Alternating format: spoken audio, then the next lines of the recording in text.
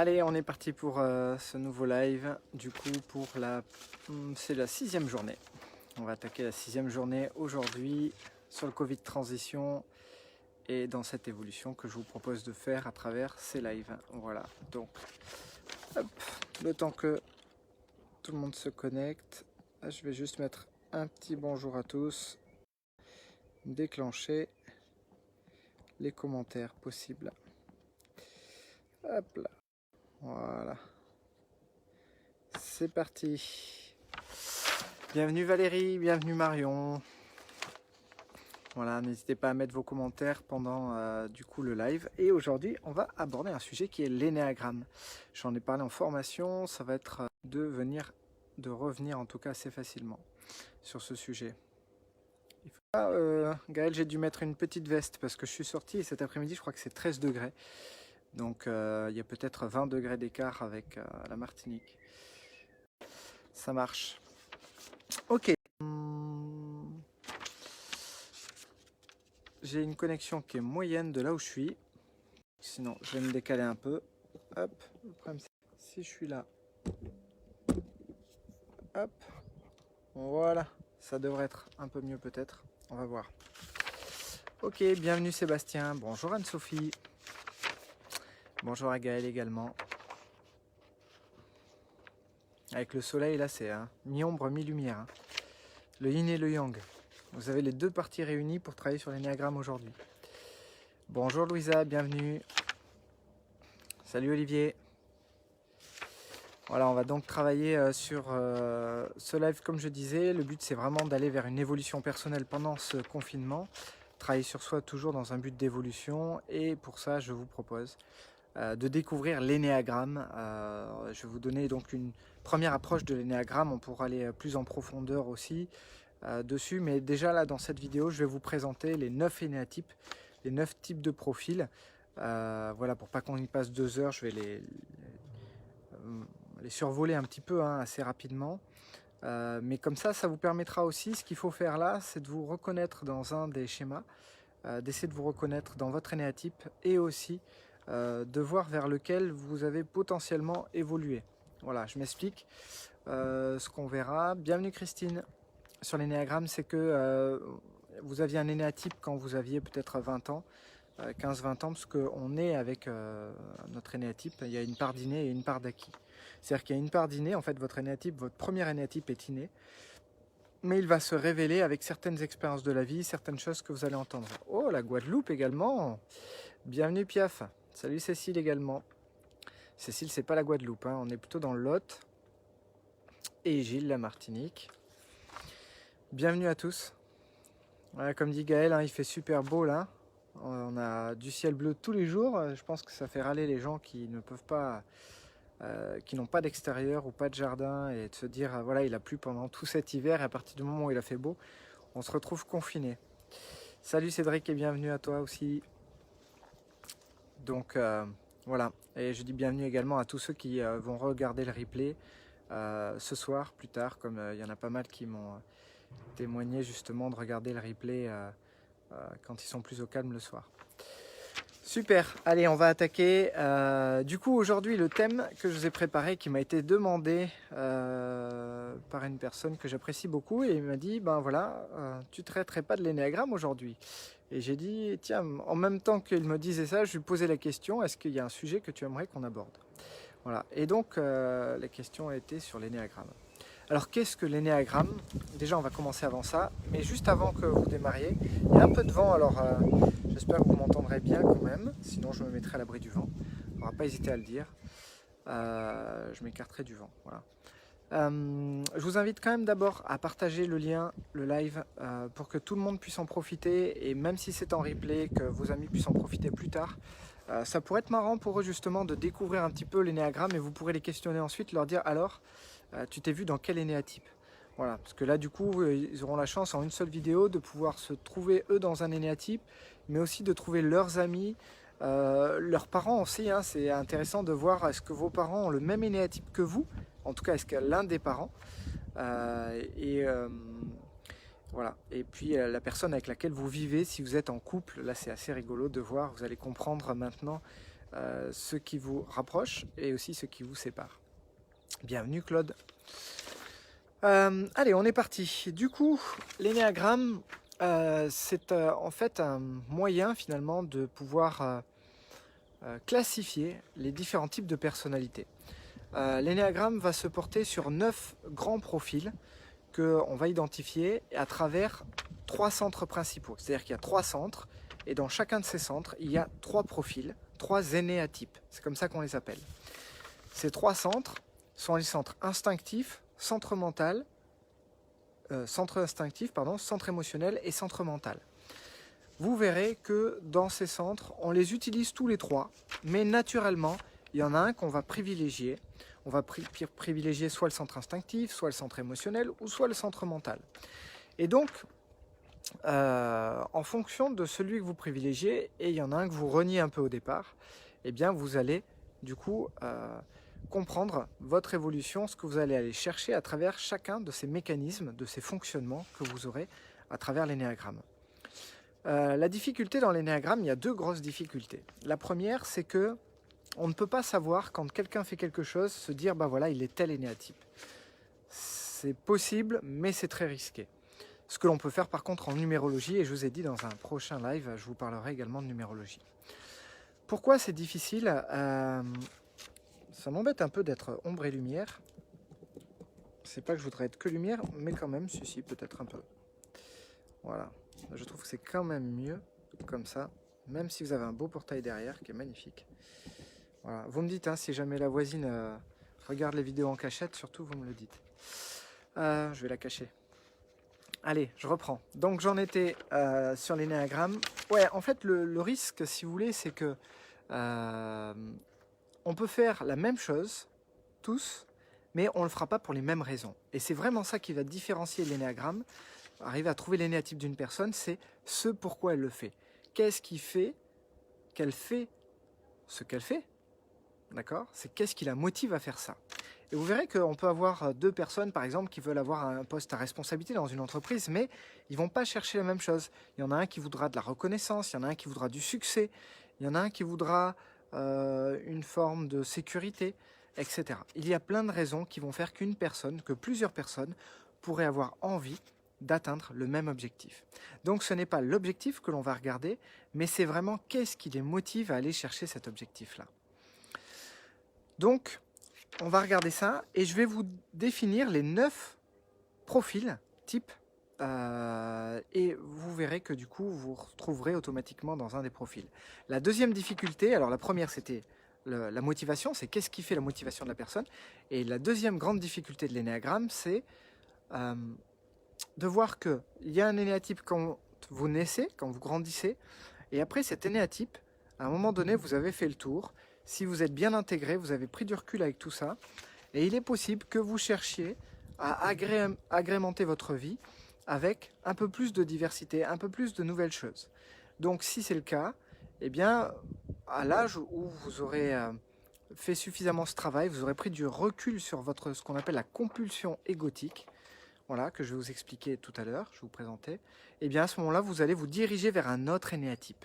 Voilà. En tout cas, il sera à votre portée. Vous n'allez pas aller totalement dedans, mais vous allez avoir des tendances de cet autre énéatype. Et puis après, il y a des particularités. L'énéagramme, c'est quand même un mécanisme qui est complexe, avec du coup des ailes, donc des évolutions, des involutions, des sous-types, etc. Voilà, on va pouvoir travailler tout ça. Mais là, je ne vais pas tout vous présenter, je vais d'abord vous présenter les 9 types de profils. Je vous ai fait un petit schéma. Si vous tapez énéagramme sur Internet, vous allez retrouver voilà, ce petit schéma qui est à l'envers sur mon écran. Donc je ne sais pas si vous le voyez à l'endroit ou pas. Attends, ouais, je vais prendre de haut en bas, comme ça va être plus simple. Voilà. Hop. Donc, est-ce que vous le voyez bien? Est-ce que vous voyez à l'endroit déjà? Est-ce que vous pouvez me confirmer que vous voyez à l'endroit? Alors, donc là, qu'est-ce que j'ai marqué? En haut, j'ai marqué centre instinctif. C'est le premier qu'on va développer. Et ensuite, centre émotionnel, ici, en 2, dont on va parler. Et centre mental, en 3, ici. Donc, dans ces 3 centres, en fait, vous retrouverez le schéma. Vous embêtez pas à essayer de le déchiffrer là. Vous tapez Ennéagramme sur Google et vous tapez image et vous allez trouver exactement ce chemin-là. Les traits, les directions sont très importantes. J'en parlerai, je vais vous expliquer à quoi ça sert. Piaf, c'est à l'envers. Super, merci. Patricia aussi. Ok, donc regarderez le schéma, vous regarderez le schéma sur Internet, d'accord? Transparence, ça pourrait le faire de l'autre côté. J'ai tenté, Sébastien, de le faire, mais non, ça ne marche pas. J'ai tenté de le faire tout à l'heure. Voilà, il aurait fallu peut-être, alors à ce moment-là, que je tourne comme ça. Voilà. Et si je tourne comme ça, si j'enlève mon bras, ça peut peut-être marcher. Et j'ai l'impression que ça marche. Exactement. Et la magie opère. Bravo Sébastien. Voilà. J'avais essayé, mais pas à l'envers, comme ça. Donc voilà, vous voyez, centre instinctif, centre émotionnel et centre mental. Voilà. Centre instinctif, on va commencer. Il y a 8, 9 et 1. D'accord. Centre émotionnel, c'est 2, 3, 4. Centre mental, 5, 6, 7. Ok? C'est bon pour tout le monde? Allez, de toute façon, vous pourrez faire une petite pause dessus si besoin. Qui vous transmettra tout ça. Allez, c'est reparti. Donc, centre instinctif, c'est-à-dire que c'est un centre qui privilégie votre côté instinctif. Votre besoin finalement de réagir à travers l'instinct. Et il y a vraiment une subtilité entre qu'est-ce que l'instinct et qu'est-ce que l'émotion. Et vous avez des gens qui vont prendre des décisions par rapport à ce qu'ils ressentent, mais c'est émotionnel pour eux. C'est vraiment le ressenti qu'ils vont avoir, le fait de se dire « Ah voilà, non mais ça me plairait plus d'être là-dedans, etc. » Le centre instinctif, c'est à l'intérieur, c'est une sensation, c'est... comment dire?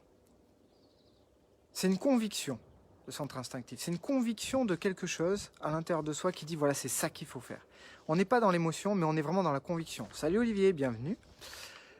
On va parler d'énéagramme, Olivier, toi qui arrives en retard. Tu connais peut-être pas l'énéagramme, mais justement, ça sera une belle occasion pour toi de découvrir ça.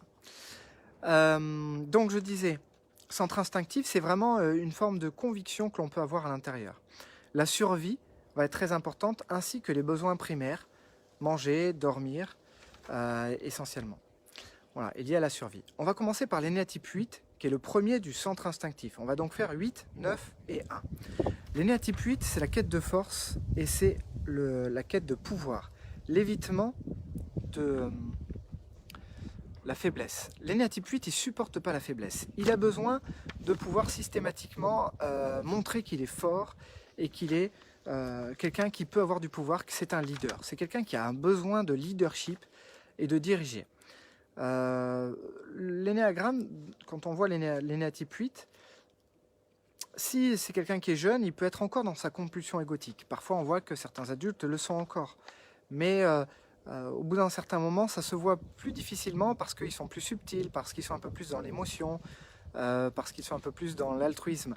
Ce qu'on ne voit pas au départ. Au départ, c'est souvent des enfants qui ont vécu une enfance un peu difficile et dans laquelle il y a des difficultés avec les parents, souvent l'un des parents, avec parfois même un peu de violence. Et c'est parfois des enfants qui partent vite de chez eux. Et qui se retrouvent soit dans la rue, soit confrontés à une réalité qui fait que leur compréhension à ce moment-là, c'est qu'il y a que les forts qui s'en sortent. Only the strong, la loi du plus fort.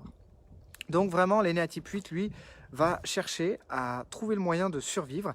Et s'il faut dealer, s'il faut faire des choses malhonnêtes pour arriver à survivre, eh bien l'énéatype 8 va le faire.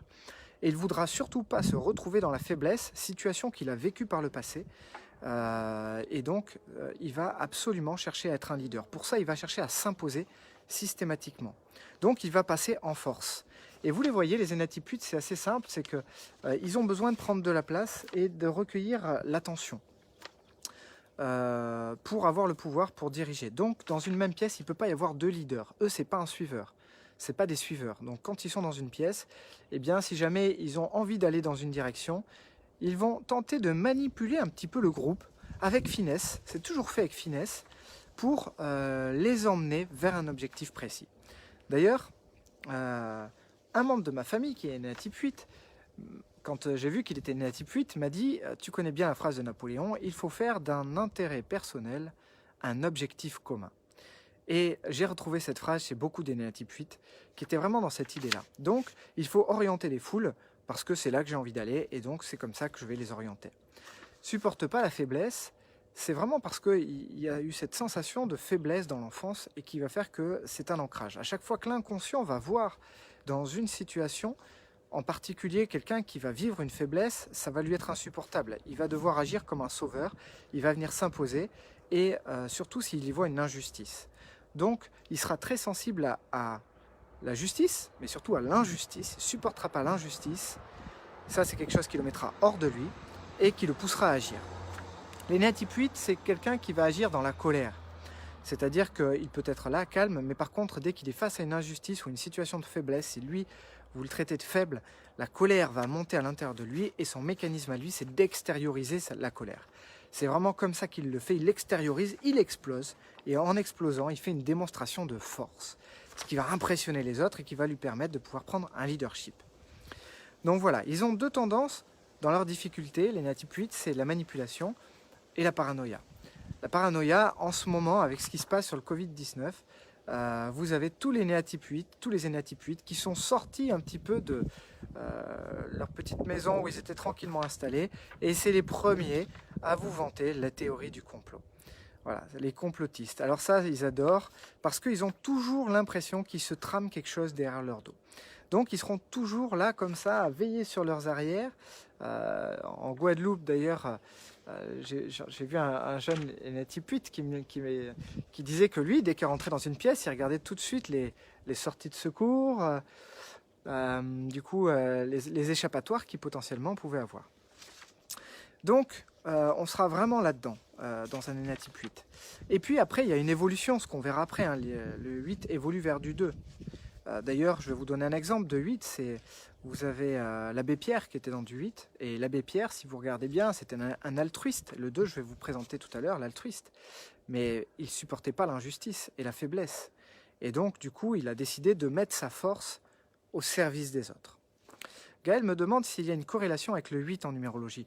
Bien sûr, Gaël, parce que en fait, le nombre qui a été choisi n'a pas été choisi pour rien et ils ont vraiment une vibration. Et donc le 8, on dit que c'est la justice, le 8, et ne supporte pas l'injustice chez le 8, et il y a toujours une forme de colère et de violence quelque part, qu'on retrouve aussi en numérologie. Donc il y a quand même des concordances entre la numérologie et l'énéagramme. Mais la numérologie va être sur autre chose, il y aura d'autres détails. Ensuite, je vais vous parler du 9. Alors, 8, 9 et 1, dans l'énéagramme, on est sur le moteur principal, et le moteur principal, c'est la colère. Le 8 extériorise la colère, je vous ai dit, lui, il explose systématiquement. Le 9, lui, il est dans la quête de tranquillité, il est dans l'évitement du conflit. Ce qui est important pour un bon énéatype 9, c'est le bonheur et l'amour. Il veut être aimé, il a besoin d'être aimé. Ça, c'est très important pour lui. Et le bonheur est quelque chose qui est très important. Et surtout, il veut être tranquille. Il ne veut pas qu'on l'embête. Bienvenue, Véronique. L'énéatype 9 n'aime pas être vraiment perdre sa tranquillité. Alors, qu'est-ce que c'est que la tranquillité? D'abord, il faut la définir. La tranquillité, c'est une tranquillité de corps et d'esprit. De corps, c'est-à-dire, je n'aime pas vivre des souffrances dans mon corps. Si je vais faire du sport, par exemple, mais que je suis focalisé sur le plaisir que je vais avoir, par exemple, je vais faire du foot en salle, ça va être ludique, ça va être sympa, je vais pouvoir faire du sport pendant 2 heures. Par contre, aller dans une salle, si c'est pas du plaisir, eh bien, faire un effort, faire des pompes, des abdos, c'est difficile parce que il n'y a pas le moteur derrière, et là, on n'est que dans la souffrance. Donc, on est faire du mal à son corps, et à ce moment-là, on ne sera plus dans la tranquillité. Donc, le 9, dès qu'il a des courbatures, etc., il va s'allonger, il va se reposer, il va s'étirer, il va faire en sorte de vraiment trouver à nouveau cette tranquillité dans son corps, ce bien-être. C'est un bien-être dans le corps et dans sa tête. La tranquillité dans la tête, c'est pareil. Il va chercher à évacuer toutes les situations anxiogènes, de stress, et puis même, du coup, éviter de s'agiter dans tous les sens. Il aime bien sa tranquillité. Il peut apprécier le canapé, mais on est quand même au cœur du centre instinctif, donc on va avoir des énéatypes 9 qui sont quand même très actifs et qui peuvent aussi bouger, être dans l'action. Et dès qu'ils ont fini d'être dans l'action, dans le sport, dans une passion, hop, vous les voyez plus, hein, ils sont calmes là d'un coup, ils sont en mode récup. L'énéatype 9 dans un groupe, parfois vous le voyez pas, il est plutôt discret. en fait, il prend la parole que quand il a vraiment quelque chose d'important à dire, d'intéressant. S'il sent qu'il n'a rien vraiment intéressant à apporter là, il ne va pas prendre la parole à ce moment-là. Non, il va écouter, il sera là présent, mais il écoutera, il sera plutôt discret, plutôt des gens discrets, les énéatypes 9. Par contre, ne supporte pas le conflit, c'est-à-dire que s'il faut appeler quelqu'un pour lui dire quelque chose qui va l'énerver et que l'énéatype 9 va avoir l'impression qu'il sera moins aimé de cette personne-là, il va chercher à fuir cette situation, donc il va la repousser. C'est pour ça qu'on dit qu'il a tendance à la procrastination, l'énéatype 9. La procrastination, c'est remettre au lendemain. Il va faire toutes les choses qui ne le dérangent pas, et ce qui va le déranger un petit peu, nuire à sa tranquillité, il va le repousser à demain. Et d'ailleurs, quand on va demander à un énéatype 9, dis donc, tu as fait ça là, ce que tu devais faire? Et il va dire, non, non, je n'ai pas eu le temps, mais par contre, j'ai fait ça. Oui, j'entends bien, tu as fait des choses, mais le seul truc que tu devais vraiment faire aujourd'hui, qui était important, est-ce que tu l'as fait? Non. Voilà. Et l'énéatype 9, c'est vraiment ça. C'est-à-dire qu'il est prêt à repousser vraiment le truc chiant, et il va faire tout un tas d'autres choses pour se rassurer sur le fait que non, mais il a fait plein de choses quand même. Mais celui qui nuisait à sa tranquillité, non. Voilà, ce sont d'excellents médiateurs parce qu'ils ont une très grande capacité à se mettre à la place de l'autre. Ils comprennent l'autre mieux que les autres se comprennent eux-mêmes et à les écouter. Ils sont en très bonne écoute. Et souvent, ils rassemblent les gens parce que ils emmènent toujours un point de vue que l'autre aurait pu avoir pour expliquer, on va dire, un comportement qu'une personne aurait pu vivre. Donc voilà pour l'énéatype 9. Par rapport à la colère, je vous ai dit 8, 9 et 1 sont liés à la colère. Le 8 extériorise la colère. Le 9, lui, renie la colère. La colère, moi, je ne connais pas. Je n'ai jamais vécu la colère. Le 9, c'est simple. Soit il doit simuler sa colère, mais en général, il ne la vit pas. S'il la vit, c'est une explosion, hein, comme le 8, sauf que là, c'est plus rare pour un 9. C'est volcanique. Là, vous n'avez jamais vu cette personne-là dans ces conditions-là. C'est très rare. Et si vous la voyez, en général, ça peut surprendre. Ensuite, on arrive sur du 1. Alors, le 1, on est sur le perfectionniste. C'est la quête de perfection et c'est l'évitement de l'erreur. Ce que je ne vous ai pas dit, c'est que dans l'énéagramme, pour chaque énéatype, il y a ce que la personne recherche à faire et ce qu'elle cherche à éviter. D'accord? Donc, ce qu'elle cherche à faire et ce qu'elle cherche à éviter. Morissette me demande la numérologie en 9. Le 9, c'est quoi? C'est pas aussi facile que ça. En fait, il y a plein de critères qui vont définir la vibration du 9 en numérologie. Mais je vais vous faire un petit topo sur les différents nombres en numérologie, sur la vibration des nombres en numérologie. Et comme ça, vous comprendrez bien la différence avec l'énéagramme. Ok? Mais je vais essayer de ne pas trop dériver sur la numérologie aujourd'hui. Donc, moteur et évitement. Ok? Le 8 recherche, moteur, c'est recherche le pouvoir et la force. Il est dans l'évitement de la faiblesse. Le 9, il est dans la recherche de la tranquillité, il est dans l'évitement du conflit. Le 1 est dans la quête de perfection et il est dans l'évitement de l'erreur. D'accord? C'est le perfectionniste, donc lui, ce qui est important pour lui, c'est de bien faire. Il a absolument besoin de bien faire. Il aime bien faire les choses, aller au bout des choses, c'est très important pour lui. Si vous êtes dans un énéatype 1 ou que vous vivez avec un énéatype 1, l'énéatype 1, il ne peut pas s'arrêter en plein milieu. S'il a démarré quelque chose, il faut qu'il aille au bout. Il ne va pas s'arrêter en plein milieu, laisser ça en plan. C'est pas possible pour lui. Donc, il a un besoin au fond de lui qui est d'être une bonne personne, d'être une personne intègre. Et pour faire ça, il va chercher à bien faire. Alors dans l'enfance, c'est aussi parce qu'il y a un besoin de reconnaissance des parents en priorité. Donc l'enfant cherche à bien faire et il cherche à bien faire pour être reconnu par les parents ou en tout cas les instances au-dessus de sa propre personne. Mais le truc, c'est que durant toute sa vie, il va continuer ce mécanisme-là sans se rendre compte que c'était la reconnaissance des parents au début qu'il cherchait. Et donc, sans savoir qu'il a ce besoin de reconnaissance, d'être une personne intègre qui fait bien les choses, il va rester dans cette compulsion égotique systématique de vouloir bien faire les choses. Alors les énéatypes 1, souvent, c'est quand même bien rangé chez eux, c'est plutôt... c'est quand même soit des maniaques ou pas forcément maniaques, mais c'est quand même bien ordonné. Quand ils rangent leur maison, ils ont l'impression de ranger leur tête. Voilà.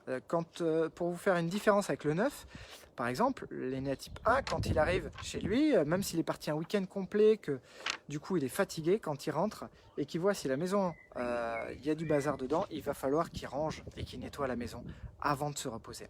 L'énéatype 9, lui, est en quête de tranquillité. Lui, il voit différemment. Il se dit, dans mon corps, je suis fatigué, je vais d'abord me reposer, parce que là, je suis crevé. Et ensuite, quand je serai reposé, je rangerai.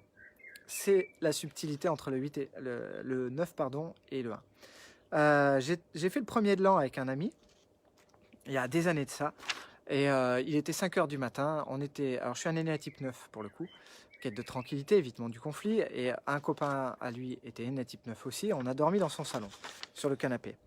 Et mon ami, lui, est un énéatype 1, et donc à 5 h du matin, dans une résidence en copropriété, le premier de l'an, eh bien, du coup, on allait dormir dans la salle à manger, mais il n'a pas pu s'empêcher, il a sorti son aspirateur. Et à 5 h du matin, il était là en train d'aspirer la salle à manger. Alors, comme on connaissait bien l'énéagramme, il savait qu'il était en énéatype 1 et moi en 9. Pour le chambrer, je lui ai dit, mais tu sais, on va bien dormir, on va réussir à dormir, même avec les petites miettes qu'il pourrait éventuellement y avoir par terre. Et il a dit, je sais, mais je passe un petit coup quand même. Donc voilà, la quête de perfection, c'est il est parti se coucher et il pouvait se reposer dans sa tête parce que, voilà, au moins il savait que son environnement, la maison, était propre. Voilà. Et c'est très symbolique ça parce que, en fait, en hypnose, on se rend compte que l'inconscient fonctionne d'une manière métaphorique. Et l'énéatype 1, lui, il a besoin que sa maison soit rangée pour être bien dans sa tête. Donc sa maison à lui, c'est sa tête. Alors que si on regarde bien, je viens de comprendre un truc, c'est que l'énéatype 9, sa maison, c'est son corps. Et c'est-à-dire que si son corps est bien, alors il est bien. C'est la même chose, sauf que l'énéatype 1 va projeter ça sur la maison. Salut Fabrice, bienvenue. Ensuite, dans les énéatypes 1, ils ont un niveau d'exigence qui est très élevé, avec les autres, mais encore plus avec eux-mêmes. Ce niveau d'exigence-là fait que dans l'entreprise, dans le monde de l'entreprise, c'est assez compliqué. C'est-à-dire que s'ils sont managers, eh bien, ils vont exiger à ce que ce soit bien fait. Et pour eux, ils vont préférer pas faire plutôt que mal faire. Soit ils font, s'ils font, c'est que ça doit être bien fait. Sinon, ça va pas le faire. Et pour ça, ils vont avoir ce niveau d'exigence qu'ils vont chercher à imposer un peu aux autres. Donc pour les autres, c'est un peu compliqué. Et ce sont des travaillomanes, c'est-à-dire qu'ils vont travailler beaucoup pour que ce soit bien fait. La difficulté, c'est que ces énéatypes-là ont une tendance au burn-out à partir du moment où ils ont un responsable qui va leur donner plus de boulot et qui ont compris que ce sont des gens qui prennent la responsabilité. Hein. Symboliquement, c'est le 1 dans l'énéagramme. 1, c'est le premier nombre, comme en numérologie, c'est celui qui lance les projets, celui qui est autonome, qui est responsable. Et donc, comme leur responsable hiérarchique voit ça, eh bien, il charge la bourrique, hein, il charge cette personne-là parce qu'elle arrive à faire bien les choses et elle en fait beaucoup. Et puis, ils viennent travailler un peu plus tard le soir, ils démarrent plus tôt le matin. Et puis, quand ils n'ont pas fini, ils viennent travailler un peu le samedi matin, puis un peu le samedi après-midi. Et après, ils finissent par venir vous voir en séance pour vous dire « Il va falloir que tu m'arrêtes, sinon je sens que je vais perdre ma femme et mes gosses. » Parce qu'ils sont dans une machine où ils se sentent bloqués, pas écoutés, et ils ont besoin de faire absolument pour aller chercher cette reconnaissance. Donc, voilà. Et ils vont avoir une tendance à ne pas déléguer finalement des tâches aux autres s'ils savent que ça va être moins bien fait que ce qu'il faudrait. C'est-à-dire que si c'est leur travail qui va être jugé par rapport aux personnes qu'ils ont en dessous d'eux, dans leur hiérarchie, finalement, hein, dans leur équipe, eh bien, et s'ils savent que telle personne doit faire ce travail-là, mais qu'elle ne va pas bien le faire, eh bien, il va prendre cette responsabilité, il va dire « je vais faire aussi ». Voilà. Et puis comme ça, je sais, ça sera bien fait, mais au moins, on ne pourra pas me reprocher ça. Et donc, ça, ce sont des difficultés aussi que vont vivre les énéatypes 1. Niveau d'exigence très élevé, ne supporte pas l'erreur. Et là, la colère, hein, je vous ai dit, elle est dans ces 3 énéatypes, 8, 9 et 1. 8 extériorisé, le 9 renié, moi je ne connais pas la colère. Et le 1, lui, il intériorise la colère. C'est « Ah, je savais que j'aurais pu mieux faire ». Et donc, il va voir toutes les imperfections, l'énéatype 1. Donc, il va regarder finalement tout ce qui ne va pas et qui pourrait faire progresser. Donc, il faut leur dire, relax, l'énéatype 1, il y a 8 autres modèles que le tien, tu es juste un seul modèle. Hein, si tu es un énéatype 1, tu es qu'un seul modèle parmi les 8 autres. Donc, cool, tranquille, tout va bien se passer. Il faut sortir de ce niveau d'exigence. Tous les autres en ont rien à faire du niveau d'exigence élevé. et du besoin de bien faire. Ils ont d'autres moteurs et c'est ce qu'on va voir là. Et si vous êtes perfectionniste et que vous faites ça et que vous voulez évoluer, eh bien prenez conscience que en fait c'est un besoin de reconnaissance que vous avez, mais c'est votre propre reconnaissance qui va vous libérer de cette compulsion égotique. À partir du moment où vous reconnaîtrez que vous êtes une belle personne, que vous êtes une personne d'intègre, que vous faites bien les choses et que du coup vous correspondez à vos valeurs, eh bien c'est à vous de définir que oui, vous êtes cette personne-là et oui, vous pouvez relâcher là-dessus. Et peu importe ce que vont penser les autres, vont dire les autres, on s'en fout, c'est pour vous que vous le faites et pour personne d'autre. Voilà. Et à partir du moment où pour vous ça vous conviendra, eh ben ça sera ok avec ça, ça sera plus facile d'avancer. Énéatype 2, on rentre dans le premier énéatype du centre émotionnel. Alors l'énéatype 2, on l'appelle l'altruiste, parce que c'est celui qui va dire bien les autres avant moi. Donc l'énéatype 2 va être dans la quête d'approbation et l'évitement de ses propres besoins. La quête d'approbation, c'est-à-dire qu'il va faire passer les besoins des autres avant les siens. Par exemple, si un ami a besoin d'un coup de main, d'une aide, etc., il va être beaucoup là-dedans. On va retrouver ça aussi chez le 9. Attention à ne pas confondre entre le 9 et le 2. D'accord ? Je vous donnerai la différence tout à l'heure. Rappelez-moi si je suis passé au 3 avant de vous donner la différence entre 9 et 2. D'accord ? Mais le 2, on est vraiment dans ce côté altruiste. C'est vraiment je veux aider l'autre et si l'autre va bien, je vais bien. Voilà, et je serai content. Et il va être dans l'évitement donc de ses propres besoins. L'altruiste sont des gens qui ont peur finalement souvent d'être, moi quand je les reçois en séance, en cabinet, ils me disent ah non mais moi je voudrais pas être égocentrique. Alors je leur dis oui bien sûr, mais entre tout faire pour les autres ici et tout faire pour soi au détriment des autres, il y a peut-être un juste milieu dans l'énéatype 2. C'est juste faire pour soi. C'est-à-dire que si jamais on est dans un schéma de domino, d'accord ? Et je fais pour toi, et puis toi tu fais pour elle, et puis elle fait pour toi, et ainsi de suite comme ça. Mais moi je fais pas pour moi, je fais bien pour toi. Et toi tu fais pas pour toi, tu fais pour elle, et ainsi de suite. Sauf que ce matin, manque de bol, j'ai le coronavirus. J'ai pas pu me lever, je suis confiné à la maison, donc je ne peux pas t'aider. D'ailleurs avec ce confinement, comment on fait ? Les énéatypes 2, ils doivent être malheureux. J'espère pour eux qu'ils ont un bon forfait téléphonique. Heureusement que c'est illimité maintenant.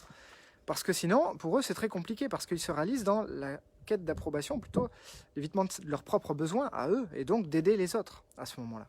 Sauf que si jamais je suis bloqué là, eh bien, c'est tous les dominos qui ne peuvent plus fonctionner. Alors qu'à partir du moment où chacun s'occupe de soi, c'est beaucoup plus simple.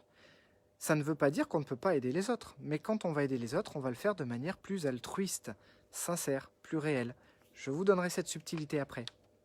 Donc dans l'énéatype 2, quête d'approbation, évitement de ses propres besoins, c'est l'aide à l'autre. Et souvent, eh bien, à force d'aider tout le monde, absolument, ils s'essoufflent, ils se fatiguent parce qu'ils sont en permanence en train d'aider les autres. Et ils ont commencé à donner ça, puis après on leur a pris ça, puis on leur a pris ça, et puis après on leur a pris ça, et puis après on leur a tout pris. Voilà. Et le pire, c'est que quand ils essayent de s'occuper enfin d'eux-mêmes, eh bien, ils n'y arrivent pas parce que ces mêmes personnes à qui ils ont rendu service vont les faire culpabiliser en disant « t'es quand même égoïste, tu pourrais quand même nous aider ». Et à partir du moment où ils vont entendre ces petites phrases-là, ça les coince, ils sont bloqués et ils sont à nouveau en train de donner. En fait, ce qui va vous libérer, les énéatypes 2, c'est le fait de vous aimer, d'apprendre à vous aimer. Ça, c'est pour tous les énéatypes, mais plus particulièrement pour le 2. Si vous êtes dans un énéatype 2 et que vous vous reconnaissez là-dedans, dans ce besoin d'aider les autres absolument, prenez du temps pour vous aimer, pour vous concevoir, regardez-vous dans la glace, apprenez à vous donner avec la même intensité que ce que vous donnez aux autres. C'est vraiment primordial. Et c'est ça qui va vous rendre libre. Voilà. Au même titre qu'on a dit un énéatype 1, apprends à te reconnaître, reconnais-toi toi-même. Voilà. De tout ce que tu fais, c'est pour toi que tu le fais. Apprends à le reconnaître. Et bien l'énéatype 2, apprends à t'aimer.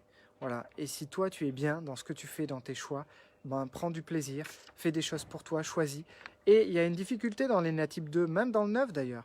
C'est que souvent, à force de faire pour les autres, l'énéatype 2 et l'énéatype 9 n'ont pas pris le temps de se découvrir, de savoir exactement ce qu'ils aimeraient faire, ce qu'ils aiment, quels sont leurs goûts, en termes de cinéma, peut-être en termes de musique, puisqu'en fait, ils ont une capacité à se fondre un peu et à être des vrais caméléons. Donc, l'énéatype 2, je vous dirais tout simplement, d'abord, comme pour les 9, ceux qui ne savent pas encore ce que vous aimez, d'abord, écoutez, testez. L'expérience va vous enrichir de connaissances sur vous-même. Et quelque chose que vous n'aimez pas, c'est déjà de la connaissance sur vous. C'est déjà savoir que potentiellement, eh ben, c'est autre chose que vous pouvez aimer. Et à chaque fois que vous allez tester de nouvelles choses que vous n'aimerez pas, eh ben, ça sera toujours plus de connaissances sur vous, jusqu'à finalement trouver des choses que vous aimez. Mais même quand vous découvrez des choses que vous aimez, continuez d'explorer, continuez d'aller plus loin, de découvrir de nouvelles choses. Vous contentez pas de juste des petites choses que vous savez que vous aimez. Allez découvrir encore plus de choses. Voilà pour l'énéatype 2. On va maintenant aller vers l'énéatype. Ah, je vous ai donné la subtilité. Non, j'ai pas donné la subtilité entre le 9 et le 2. Comment on reconnaît la différence entre un 9 et un 2? Le 2 et le 9. Comment je vais vous expliquer ça? Ça va me revenir.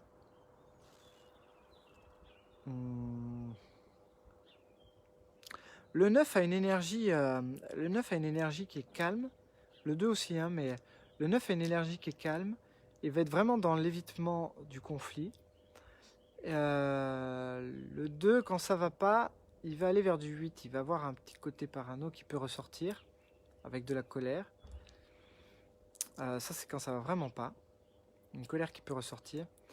Mais le 2, le 9, c'est le médiateur. En fait, il a vraiment besoin d'être aimé lui aussi.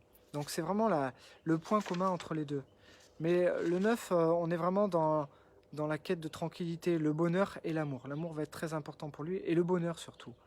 Et on est au cœur du centre instinctif, c'est-à-dire que le 2, lui, les émotions, c'est chez les autres. Il extériorise les émotions.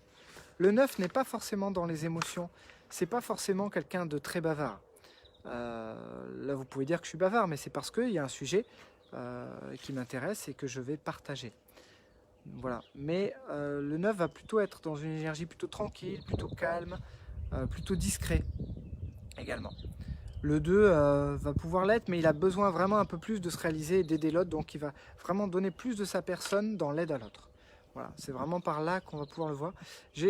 D'habitude, j'ai une autre astuce pour les différencier plus facilement, mais on reviendra tout à l'heure. Ensuite, on va aller sur le 3. 3, on est dans le cœur du centre émotionnel. Et lui, les émotions, bah, c'est comme le cœur du centre instinctif, c'était le 9, et ben là, c'est le 3, cœur du centre émotionnel. Lui, les émotions, je ne connais pas. Il est dans le déni. Il est dans le... Moi, je ne connais pas les émotions. Ouais, c'est important, les émotions, mais moi, je ne les vis pas. Je ne sais pas. Eh bien, le 3, c'est la quête de succès, c'est l'évitement de l'échec. Quête de succès, c'est-à-dire que lui va se représenter à travers ce qu'il possède. Donc, l'énéatype 3, il va chercher à acquérir des choses. Ça pourrait très bien être une grosse maison, ça pourrait très bien être une grosse voiture, un gros bateau, une voiture puissante, la plus puissante si possible.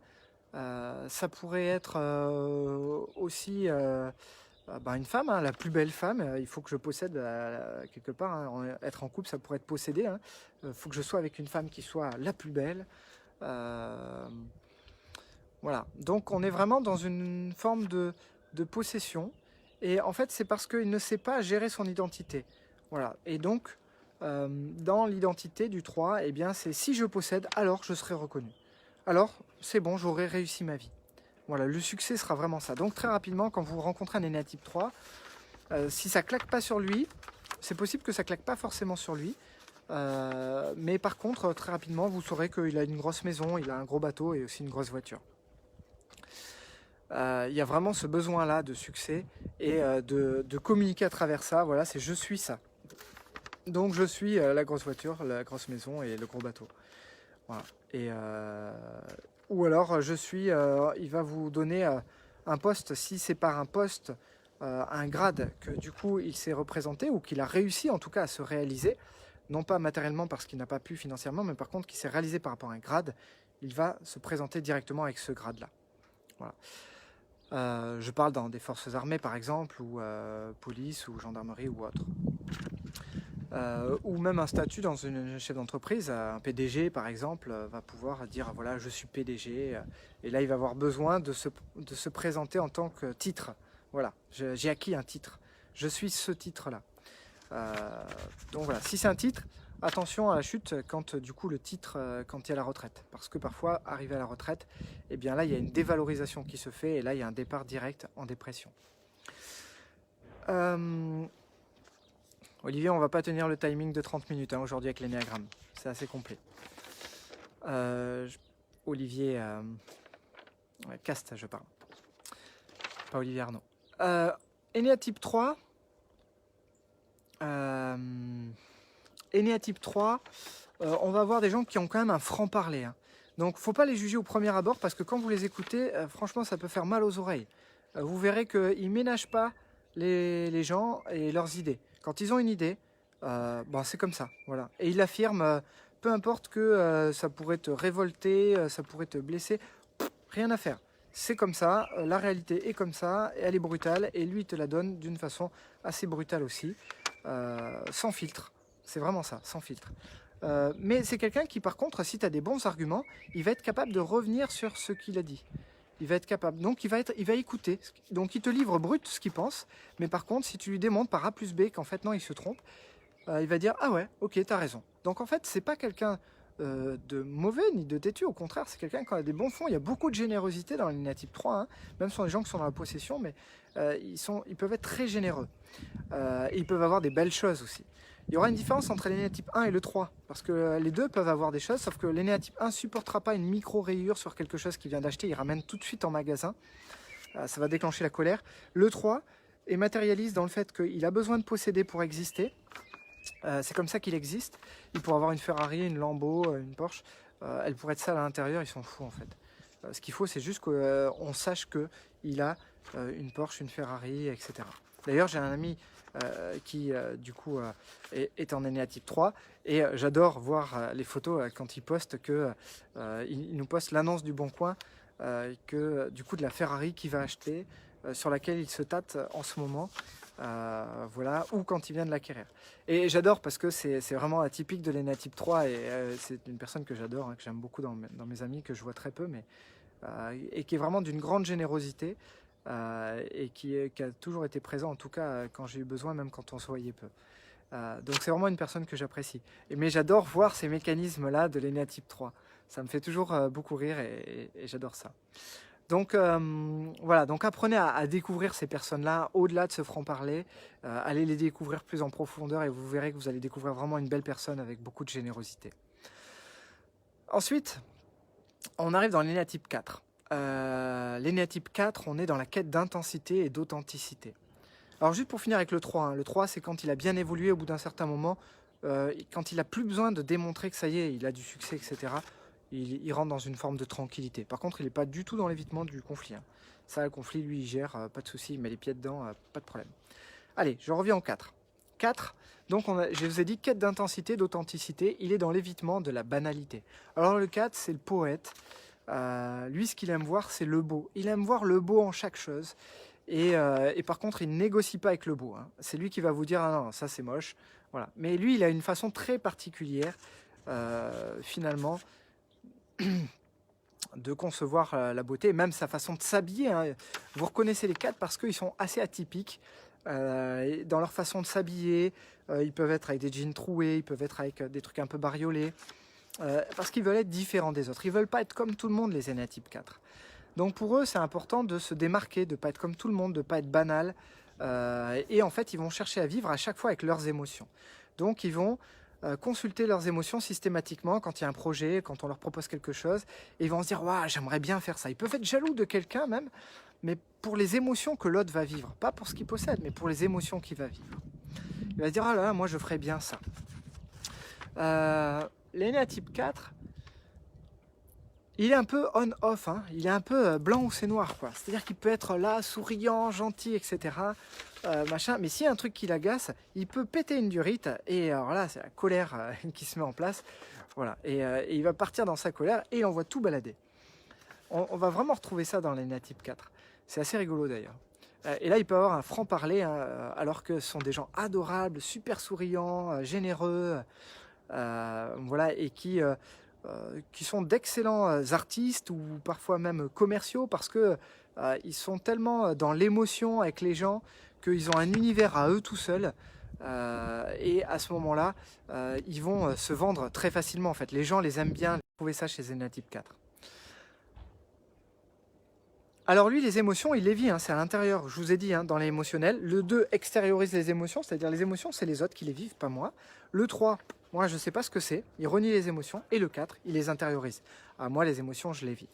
Si ça ne va pas, le 4 peut plonger dans la mélancolie. Et la mélancolie, eh bien, c'est une émotion aussi. Je vais donner un exemple d'un copain à moi, deux copains à moi qui ont fait ça.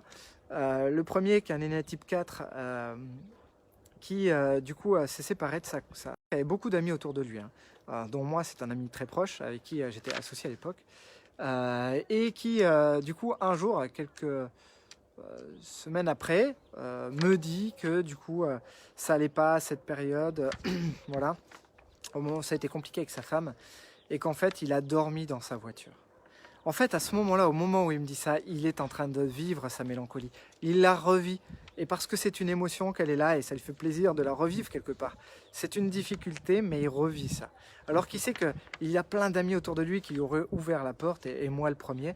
Mais à ce moment-là, il est dans cette mélancolie et c'est vraiment, du coup, je n'ai pas pu faire autre chose que, bien sûr, rigoler et lui dire et l'insulter parce que c'était un ami et qu'on était sur ce langage-là. Voilà, ce qui l'a beaucoup fait rire d'ailleurs. Voilà, parce qu'il sait très bien qu'il aurait pu venir à la maison, mais qu'il a préféré aller vivre sa loose dans sa voiture. Un autre qui a vu sur un reportage télé un avion qui s'était crashé et aux infos, ils avaient été assez malins pour montrer à la fenêtre, au hublot de cet avion, qu'il y avait un enfant qui était dans l'avion. Et en fait, il est allé sur internet et il a fait un imprimé écran de cette vidéo là avec cet enfant et il a fait un fond d'écran sur son ordinateur. Voilà. Et là, en fait, il vit cette émotion systématiquement de souffrance de savoir qu'un enfant, alors il est papa, hein, voilà, donc il va vivre cette souffrance de savoir qu'un enfant là est parti dans cet avion, etc. Et il entretient ça.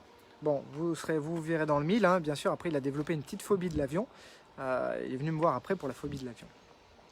Mais voilà, donc là, c'est vraiment des particularités. Un autre énéatype 4 m'a dit qu'il était dans un club privé, fermé, où c'était des passionnés de la sardine.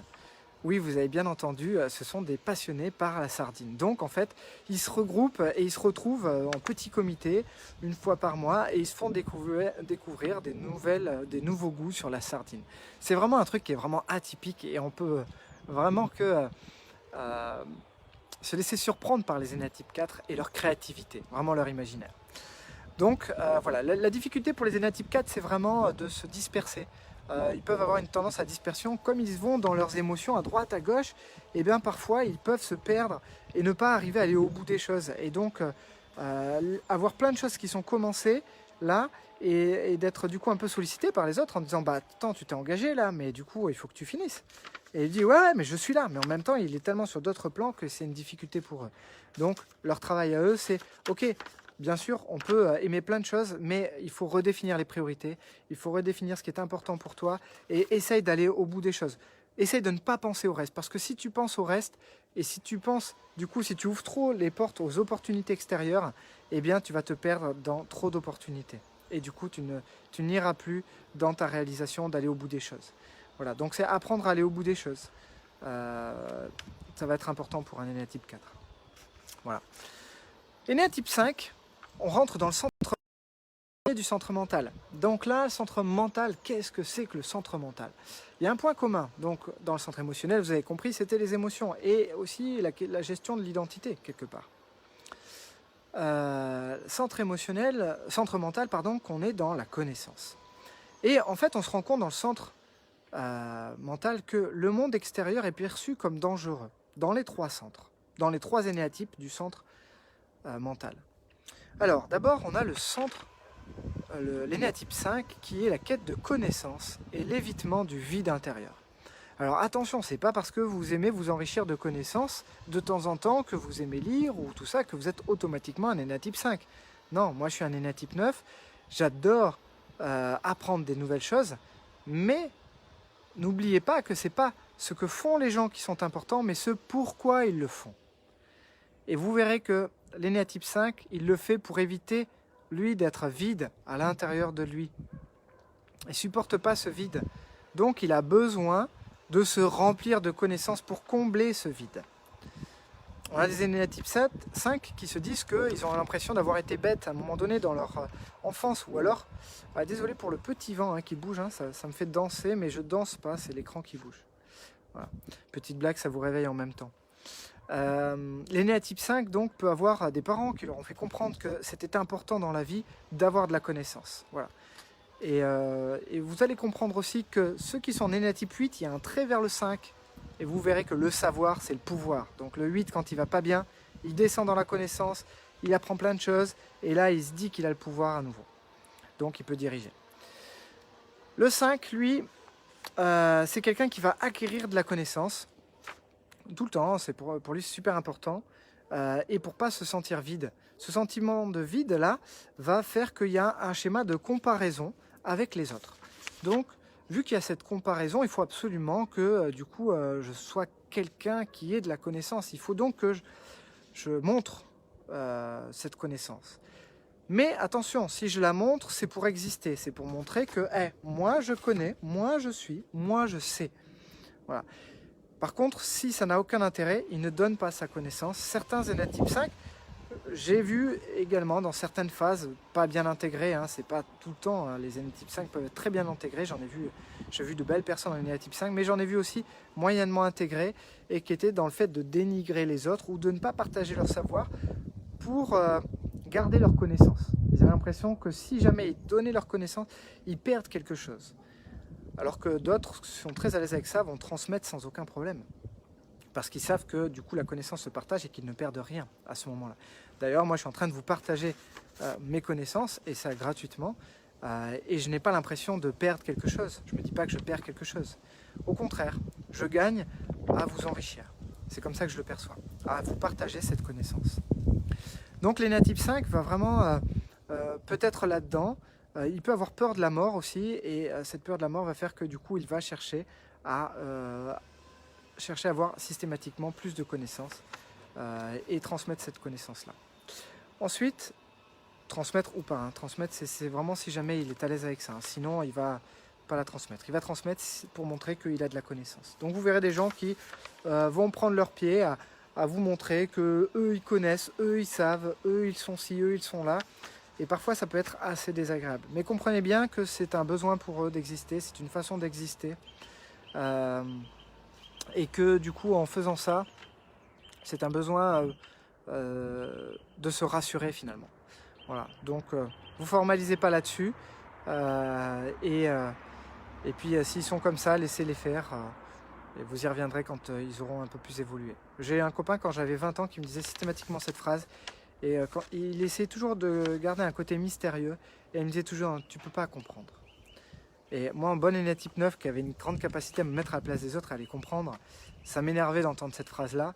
Aujourd'hui, avec le recul, je comprends que c'était un ENA type 5.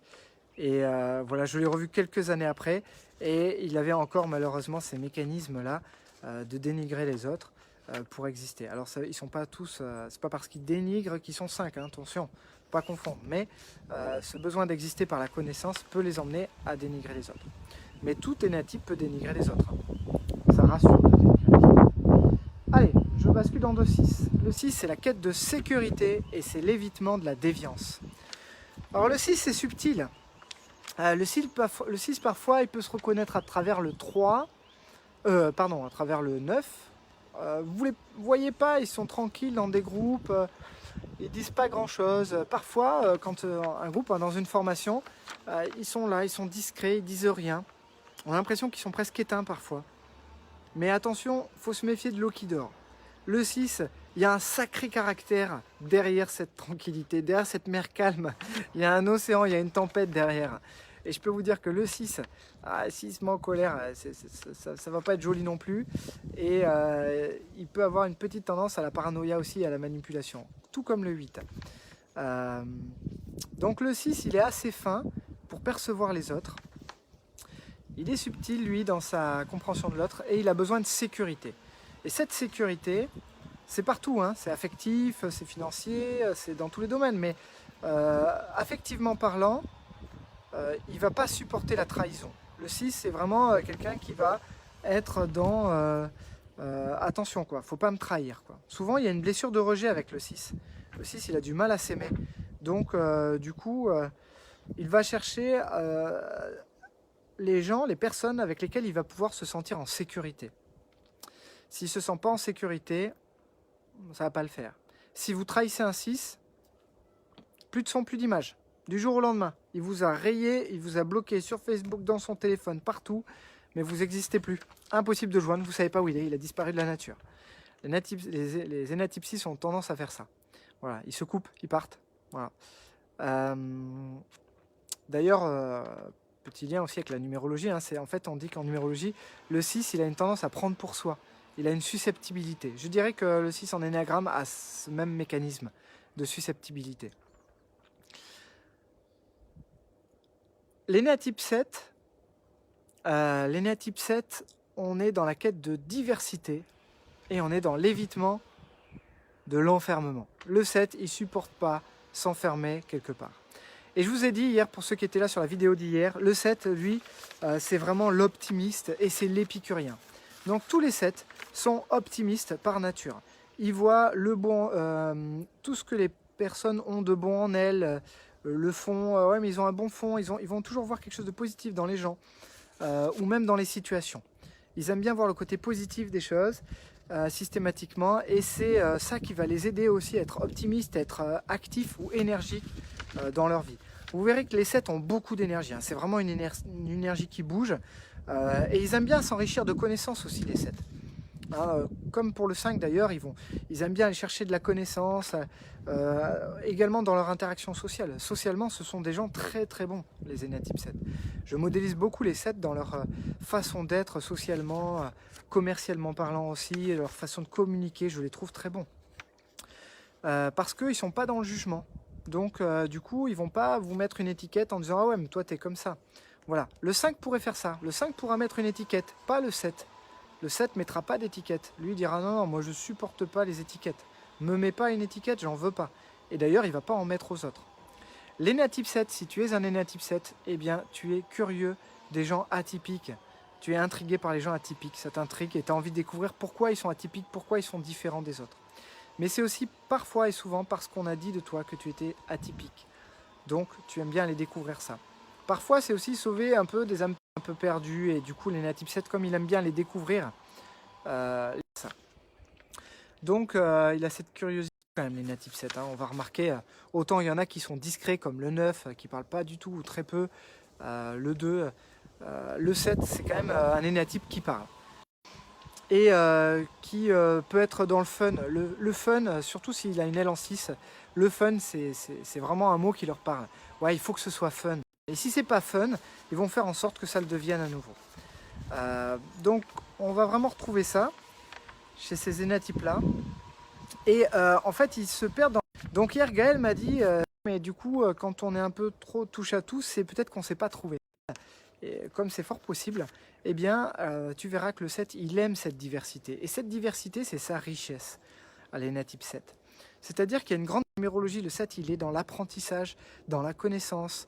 Et ça veut dire qu'il y a une grande capacité à apprendre, mais c'est dans un objectif, c'est de retransmettre. Et le 7, il transmet. Il doit transmettre aux autres. De différentes façons, mais il doit transmettre. Voilà. Et à partir du moment où il transmet, il se sent bien.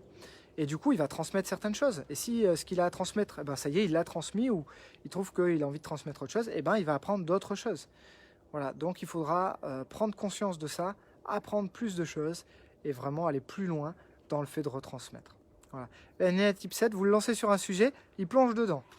Vous le lancez sur un autre sujet, alors qu'il n'a pas fini le premier, il le prend au vol, et puis il plonge dedans, et ainsi de suite. C'est assez rigolo d'ailleurs avec les énéatypes 7. Après, avec le temps, ils arrivent à se discipliner un peu plus et se dire « Ah non, mais attends ». Du coup, je termine ce que j'étais en train de te dire. Ils ont une phrase clé, comme ils n'aiment pas s'enfermer, ils aiment se laisser le libre choix. Ils aiment se laisser le choix, même au dernier moment, là, de pouvoir choisir au dernier moment et se sentir libre. Ils ont un besoin de liberté, les néatypes 7. Ça, c'est vraiment important pour eux, la liberté. Et ça, ils vont, s'ils peuvent décider au dernier moment, ils vont le faire. Donc, j'ai un bon copain qui est néatype 7 avec qui je fais plein d'activités sportives. Et il a une phrase magique. Je vais vous la décoder. Il dit systématiquement, quand on lui dit « Dis donc, tu viens samedi prochain, là, ça te dit, on va faire un petit apéro, là, machin », s'il sait que potentiellement, il peut avoir d'autres choix possibles, d'autres opportunités possibles, qui seraient peut-être mieux que celle-là, et qu'il n'aime pas s'enfermer là, mais qui veut se laisser la liberté de pouvoir faire autre chose, eh bien, il va me donner cette phrase magique. Socialement, je vous ai dit, il est très bon dans sa communication. Il ne veut pas me froisser. Donc, il va me dire, écoute, fais ton truc. Si je peux, je viens. Mais si je peux pas, parce que en gros, il fallait se positionner plus tôt, etc. T'inquiète pas, ça sera pas grave pour moi. Voilà. Mais vas-y, fais ton truc, te bloque pas pour moi. Voilà, sa phrase exacte, c'est ça. C'est, écoute, fais ton truc, te bloque pas pour moi, et tu verras. Pas tu verras, mais te bloque pas pour moi. Si je peux, je viendrai. Si je peux pas, écoute, c'est pas grave. Mais voilà, te bloque pas pour moi. Vas-y, fais ton truc. Et je retraduis, c'est, écoute. Ton truc, ça m'angoisse à mort. J'ai pas vraiment envie de m'enfermer dans ce choix ou dans ce choix maintenant ou plus tard. Je préfère le dernier jour en fonction de ce que j'aurai à faire, comment je le sens, etc. Si je le sens que j'ai le feeling, je viens. Voilà, je passerai. Si par contre j'ai autre chose à faire ou que j'avais prévu un truc sur la journée et que du coup c'est compliqué pour moi de passer, etc., je passerai pas en fait. Voilà. Mais et si je peux pas passer parce qu'il fallait s'organiser avant, c'est pas grave, ça sera beaucoup moins grave pour moi que de devoir là m'enfermer dans ce choix, ça m'angoisse. Voilà. Les type 7, on est vraiment dans l'évitement de l'enfermement. Alors quand je parle d'angoisse, c'est peut-être un peu fort, mais on est vraiment là-dedans. Donc voilà, quête de diversité, évitement de l'enfermement. On peut se disperser. Je ne sais pas si Patricia était connectée aujourd'hui, mais Patricia, tu verras peut-être du coup cette vidéo. Je te vois bien dans un Alenia type 7. Hop, un peu foufou, Patricia.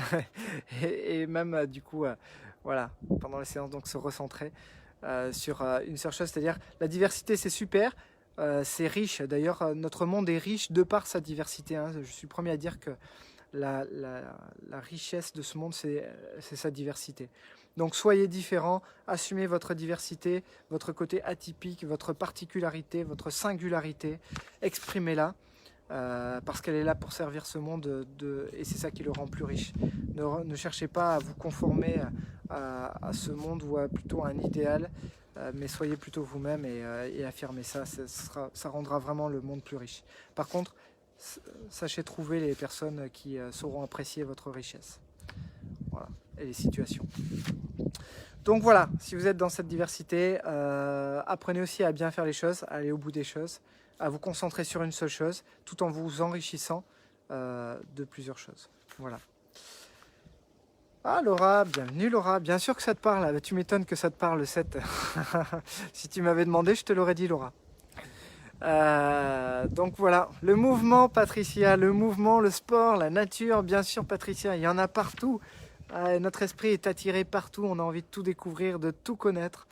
Et voilà. Donc, allez, vous pouvez mettre un petit commentaire là pour me dire dans quoi vous vous êtes reconnu.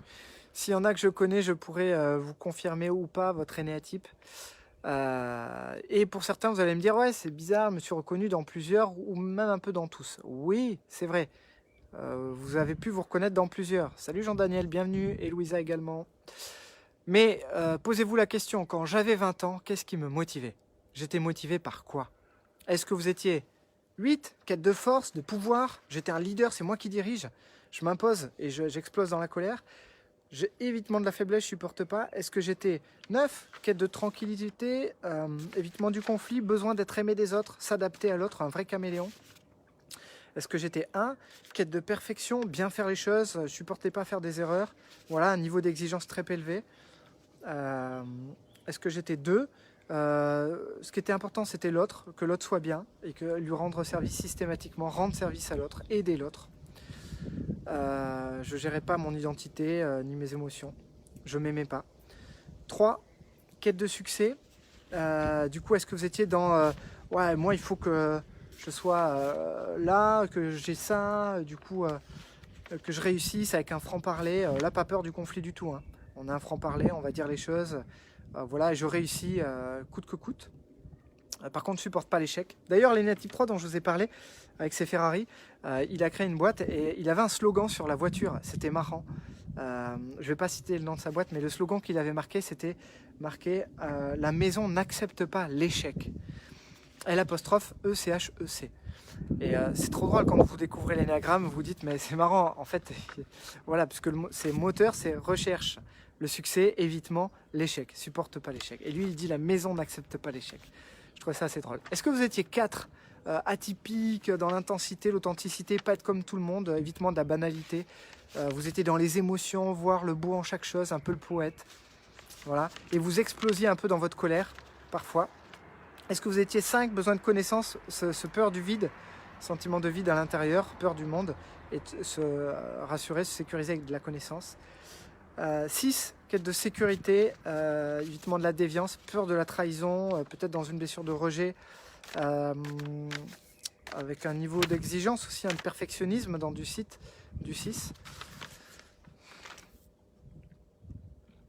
Olivia, de 7 à 20 ans et 9... Alors, 7 à 20 ans, ok, et 9 à 40. Alors, 9, il n'y a pas de lien entre 7 et 9. Là, vous avez les liens. Je vous montrerai, je vous parlerai peut-être demain des trajectoires. Demain, je reprends l'énéagramme et je continue sur l'énéagramme. D'accord, j'irai plus loin. Il y a des traits. Hop, avec le soleil, il marche plus très bien le soleil, mais ça va moins bien marcher ta technique, Sébastien. Bon, juste pour vous dire, là dans le rond, il y a des traits comme ça. Vous voyez, il y a 3, 6, 9, ça fait un triangle. Et après, vous avez 1 qui va vers 4, 2, 8, 5 et 7. Ok. Donc, du coup, demain, je vous expliquerai tout ça. Je vous expliquerai, du coup, les liens, etc. Et donc, demain, essayez de réfléchir un peu à ça. Vous pouvez même faire un petit test sur Internet. Il y a des tests, mais les tests ne sont pas forcément faits. Ils vont vous poser des questions sur ce que vous faites et l'énéagramme. Donc, on est dans les moteurs. Donc, regardez pas ce que vous faites, mais ce pourquoi vous le faites. C'est vraiment ça qui est plus important. Et ça évitera de juger les gens aussi quand ils font quelque chose. Donc, vous comprenez mieux maintenant pourquoi je disais, bah, quelqu'un peut avoir envie d'avoir un poste à responsabilité, mais pour certains, ça sera la quête de succès. Pour quelqu'un, ça sera une carrière parfaite, bien faire les choses, quête de reconnaissance. Pour quelqu'un d'autre, ça sera une sécurité, quête de sécurité, ou d'autres choses encore. Ah tiens non, Olivier qui m'a mis un petit like. Toi, tu t'es peut-être retrouvé dans du 7. Quête de diversité et évitement de l'enfermement. Voilà, je pense. Voilà, tu me diras si tu t'es bien retrouvé là-dedans. D'ailleurs, quand ça va pas, les type 7, il plonge dans la connaissance. Lui aussi, c'est là qu'il va chercher la connaissance. Et il a une tendance à bien faire les choses quand il est bien intégré, qu'il arrive bien. Ok, Gaël, je pense, le 9 pour moi, ou 6, un peu, ou 7 un peu. Ok, Gaël, 9 c'est possible, 6 quand ça va pas, le 9 peut aller dans du 6. Ouais, dans des moments où il a besoin de se sécuriser. Et en fait, le 9 est souvent attiré par le 7, parce que le 9 est une énergie très calme, très lente, qui vraiment va emmener la tranquillité. Le 9, il arrive à s'endormir lui-même parfois. Donc vraiment, il a besoin d'une énergie dynamique. Vivre avec quelqu'un de dynamique, c'est bien, même si c'est pas reposant pour le coup. Mais il aime bien être avec du 7 parce que ça bouge, parce que vas-y, on va faire des choses. Et le 7, il propulse, il impulse des choses, il prend des décisions pour aller faire des choses dans de la diversité. Donc le 9 peut bien aimer être avec du 7, parce que du coup ça le pousse un peu à se dépasser. Ok Cécile, on avait vu ouais, effectivement 4, 1, et aussi dans le 7, donc il y a du 1 entre les deux, hein, il y a du 1 entre les deux, parce que le 1 fait la jonction entre le 4 et le 7. Gilles, on en avait parlé, un bon énéatype 9, Gilles. Morissette, j'en ai traversé, je pense être dans le 2 maintenant. Ah, donc peut-être du 8 au départ, Morissette. Peut-être du 8 au départ, donc si vous étiez dans... si vous exprimiez la colère plus jeune, voilà. Simple, le 8, il est facile à reconnaître. Hein. Si dehors, il y a un homme qui violente un peu sa femme, de l'autre côté de la rue, le 8, il traverse la route directe, il va se mettre devant l'homme, il pousse la femme et il lui dit « Toi, t'arrêtes tout de suite, sinon c'est moi qui te frappe. » Même si vous êtes haut comme 3 pommes, c'est pas grave. 8, même s'il va perdre, le 8, il supporte pas l'abus de faiblesse et l'injustice. Et là, il est face à une injustice, il intervient, la colère lui monte et il agit. Donc Morissette, est-ce que c'était votre cas quand vous aviez 20 ans? Est-ce que vous étiez dans un énéatype 8? Exactement, 8 à mort, Morissette. Yeah, leader. Donc voilà, hein, il n'y a pas 2 leaders dans une même pièce. Et donc, comme l'abbé Pierre, Morissette, du coup, l'altruisme revient maintenant. Enfin, en tout cas, vous êtes dans l'altruisme maintenant. Les émotions également. Et à partir du moment où vous n'avez plus besoin de prouver que vous êtes un leader, à partir du moment où vous n'avez plus besoin d'être forcément le leader, eh bien l'altruisme s'exprime notamment. J'ai rencontré quelqu'un comme ça aussi en Guadeloupe qui avait vraiment le même parcours que l'abbé Pierre, un aîné à type 8, vie difficile quand même, hein, son père qui lui a tiré dessus, heureusement il n'a pas touché, mais qui le frappait à coups de ceinture, enfin enfance difficile pour lui, et voilà, et qui là a monté une association en Guadeloupe qui est vraiment très active, qui fait beaucoup pour les jeunes dans la rue ou pour les jeunes en difficulté. Et voilà, vraiment une belle personne, en tout cas qui a fait de sa force à elle, et ben elle a apporté tout ça aux autres. Hein. Quand je vous ai dit l'objectif dans la vie est de découvrir ses talents et le sens de la vie, de le mettre au service des autres, eh bien lui il a fait de son histoire une force et de sa force finalement un service pour les autres. Voilà. Sport de haut niveau, entraîneur de haut niveau, eh ben oui, parce que le 8, en numérologie on le verra, mais il y a aussi beaucoup de sportifs de haut niveau. Le 8 c'est aussi le compétiteur, hein, c'est challenge, il aime gagner le 8, hein, voilà, il ne supporte pas l'injustice, hein, donc dans le sport, si jamais il y a une injustice, ça lui met la colère. Oula, désolé pour le vent, hop, je vais cacher les écouteurs parce que là je pense que ça doit souffler très fort, il y a une petite rafale. Donc voilà, demain, je vous reprends peut-être la suite, on verra, mais normalement je vous reprends peut-être la suite de l'énéagramme avec les trajectoires. Donc essayez de définir où vous étiez. Et si vous avez des commentaires ou des sujets que vous aimeriez voir, n'hésitez pas à les mettre. On se retrouve tous les jours à 15 h. Je vous rappelle, partagez ces vidéos, faites-le surtout, c'est important. En plus celle-là, elle va vous permettre de vraiment rigoler avec vos amis, de voir où est-ce qu'ils se retrouvent dans l'énéagramme. Ok, et partagez-les, c'est Covid transition, le but c'est de faire de ce confinement une utilité, on se développe, on se réalise, on se reconnaît aussi et on évolue pour du coup apporter plus de choses dans ce monde, on va contribuer à un monde meilleur, voilà, soyez le changement que vous voulez voir dans le monde, c'est la phrase de Gandhi, c'est ma petite phrase pour faire tout ça, pour vous accompagner pendant cette transition. Et c'est de se dire que le changement dans ce monde, eh ben, ça passe par nous. Donc il faut d'abord nous le vivre à l'intérieur et à ce moment-là, on va pouvoir l'apporter à l'extérieur dans ce monde. Voilà, je vous souhaite une très belle après-midi à tous, une très belle journée. Et je vous dis à demain à 15 h pour le prochain live. Voilà, partagez ce live et puis notre page également, comme ça vous pouvez la faire liker par les autres et être au courant directement des directs. Voilà, c'était l'énéagramme aujourd'hui. À très bientôt. Au revoir à tous.